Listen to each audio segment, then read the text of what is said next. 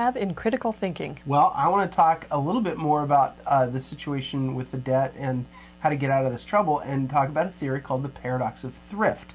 Now, I attribute this to John Maynard Keynes, but other people think it came from other people before him. Doesn't really matter whose theory it was. It's really counterintuitive on how to think about the paradox of thrift with regard to the economy.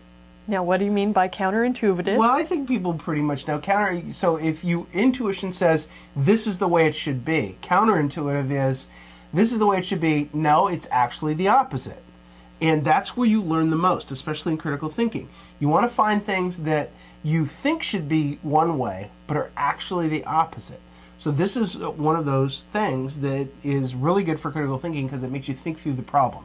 So the paradox of thrift says that if everyone saves during a recession, right? We're going to a recession, everybody saves their money. Then overall demand will diminish because people aren't spending. Right. Right? So the overall demand will diminish. So total savings, because people will have less money to save, will also be lower because of lower consumption and lower economic growth. Okay. So if you think about what we tell people to do in a recession, you know, I'm telling you to act accordingly. Yeah. Be careful. Save. Be careful here because, you know, it might be a long time before we get out of this. So don't all of a sudden go on this spending binge and rack up the credit card miles. Or credit card debt, not the miles, the debt. But the thing about it here is if everyone does that, the economy will collapse. So what I want is you to do this, but everybody else not to. So individual savings is good, but That's right. collective savings is bad. Collectively save it. If everybody started saving all their money and not spending it, the economy would go down. So it would be bad. So yes, essentially what we want is everyone else out there to run up their credit card so you can keep your job, but you not to run up yours so you're not wasting your money on interest and the rest of the stuff. And you're in a better position. So tell all your friends, go out and spend. Everybody else goes out and spends except us. Everything's good. Coast is clear. Go ahead. And then go ahead. Stock it away. And then stock it away, just in case. Yeah, that's right.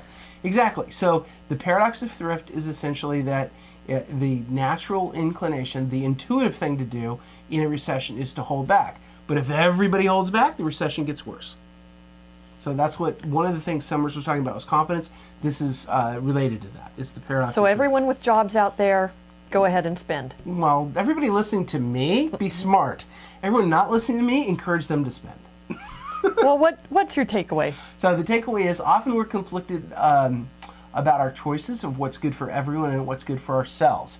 In these cases, it's important to acknowledge that being totally focused on one's own short-term gains may create less of a long-term outcome, not only for everyone else, but for yourself as well.